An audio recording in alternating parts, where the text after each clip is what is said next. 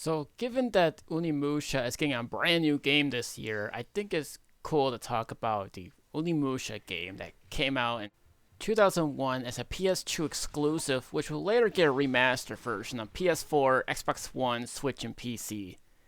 So, Onimusha starts you playing as a guy named Sasuke, and you're looking for this princess, and then she gets captured by demons, and it's your job to rescue her.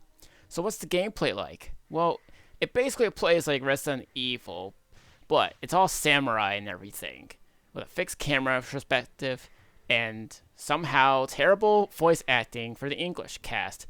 But the voice casting, in terms of voice acting, will improve upon further into the sequel and more. So you got three different weapons as Summon Sasuke. You got a sword that goes fast with lightning. You have a heavy sword that does slower but more damage, but also it does fire damage in terms of magic. And you also have this double-sided sword where it also does like, I don't know, light damage I could say, but I should also mention does wind damage where you can even like have enemies come closer to you if you really want to. But you also have some side weapons like a bow and arrow and also a gun. But you have to find ammo or make your own ammo by collecting souls. When you kill enemies, you get these souls, which you use your gauntlet to take them and whatever. Yellow souls are your health, your purple ones are your magic, and regular souls are like pink. Well, you use them to enhance your weapons and also like your orbs. The orbs can help you open certain doors, so you have to equip that certain weapon of the color that's representing. You can also find armor in the game, which can offer you some protection. It's limited, but if you find them, you should be fine. And playing the game on normal difficulty, it's pretty easy, especially against the boss fights. But trust me, you're gonna have an easy time once you know what you're doing. You can block attacks, and if you and the certain demons fight at the same time, like, clashing with the sword, you enter the struggle war, where if you win, you can damage him. But if you lose, they damage you. So you have to be really careful. There's also treasure chests, which are just chests itself, where you can solve a puzzle. One puzzle is solving these riddle things, which I find to be difficult if you haven't found some of the pieces of these riddles. Yeah, I'm not making this up when I say that. It's not that easy, and figuring it out is a pain, so just look it up if you have to. But don't worry, there's another piece of the puzzle that is pretty easy to figure out.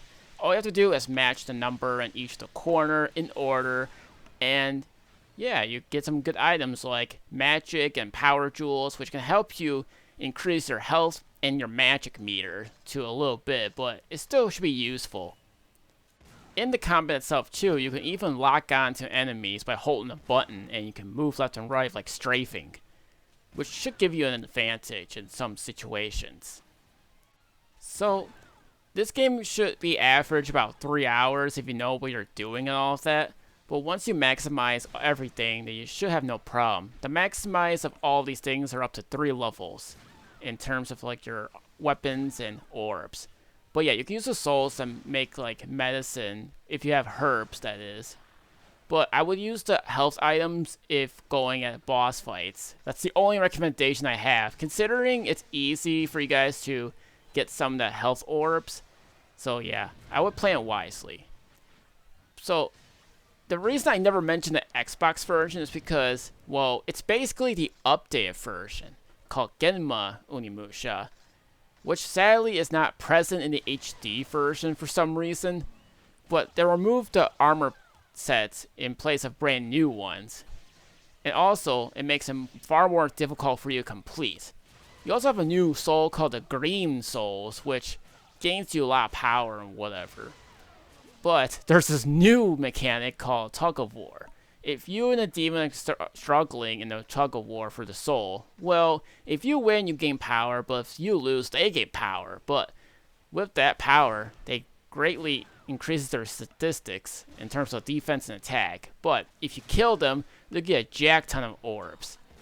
The game also has enhanced graphics and new sound systems for the game. And yeah, I think that's pretty much it.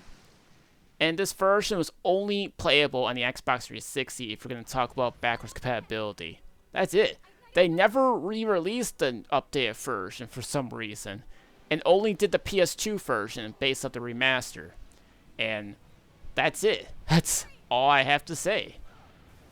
So then we got ourselves a sequel, Onimusha 2, which also gained a remaster release. It was originally a PS2 exclusive, but in 2025, it was announced we were getting a new Onimusha game, but at the same time, they announced a remaster version of the second game. One of the costumes already unlocked from the very start, but you still can unlock the other parts of the costumes regardless. Oh, and speaking of costumes, if you have the save data of the first game in terms of remaster, you can basically get the first game's armor set as a nice bonus for those owners of the first game and have the save data in there. This one is far more, a little bit harder than the first game, and even I play on easy mode, it's still harder than certain bosses regardless. So this time, instead of 3 weapons, you have 4 weapons. You have the sword, you have the staff with the sharp end of the thing. You still got the same 2-sided sword thing, and you also get a giant hammer. Yeah. Also, you can now upgrade your armor pieces of chest, legs, and arms, which all have their own attributes in that. And this game I find it to be a bit more grindy, but this one's different because this game also has techniques. Yeah, that's right, this game has techniques now, so once you learn to use scrolls and whatever, you can unleash deadly strikes. Exactly right, you can do that in the game, which can give you a huge advantage. Sometimes you can one-shot them with the swords. But again, these scrolls only work for certain weapons. But in terms of like puzzle solving, you have to target. To target, you take these little wood plank things, you have to like shuffle them to the right place with a certain amount of moves. And that's it.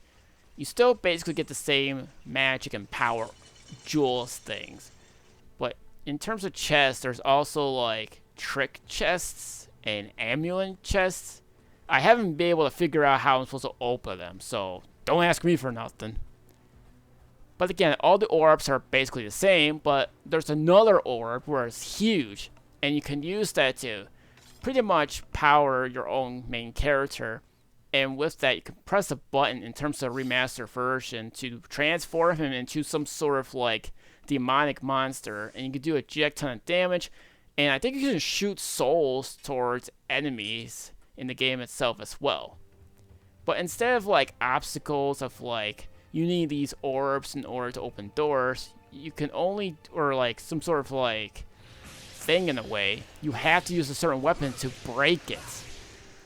In terms of side weapons in the game, you still have your gun and your bow and arrow.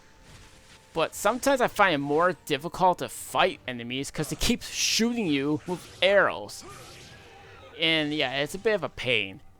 But I should mention that both games have like their own demon rounds where you can go all the way down and get some special weapons. That's the only thing I'll mention for both games at the same time, since it is the same idea. But Onimusha 2 has 2 of them. So you guys have what it takes. You better upgrade yourself, get some best medicine and whatever, and yeah, you could just definitely do that.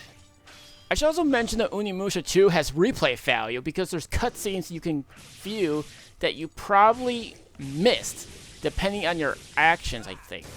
What I mean is that you can give some of your allies some presents, something that they might like, and certain allies can actually, well, help you in some situations. I haven't discovered all of them, but it is pretty interesting that you can see different cutscenes depending on the path you're going. Oh yeah, I should also probably mention that you're playing as a complete different character. But there are a little bit of characters that are pretty much present in this game. Same with some locations. But as I probably stated or something, the voice acting in this game has definitely improved over the first game. Yeah, I don't know what it is with first games always getting the voice acting treatment be better than the first game. It seems like a pattern. There's an evil, Devil May Cry in some occasion, which I don't think I should tell you why, and of course Onimusha. I guess that's Capcom for you. But regardless, if you guys want to try out a new Onimusha game, then check these games out. They're all on the PlayStation, your Xbox, and your Nintendo systems, along with PC. So I should also mention that the first game got a physical release already too, but I also heard that the second game is getting a physical release, but it's from limited run for some dumb reason, given that there's certain issues been going on with those guys. But if you guys want to go get them, they're usually on sale, so there's also a bundle containing both of them. And I guess to celebrate the release of both games, they ended up bringing in a brand new difficulty for both games. And it's basically more of a hardcore one. And what I mean is that one hit and it's game over. That's it. That's all I can really tell you guys. So if you guys think you're good at this game, then by all means give both of these games a try.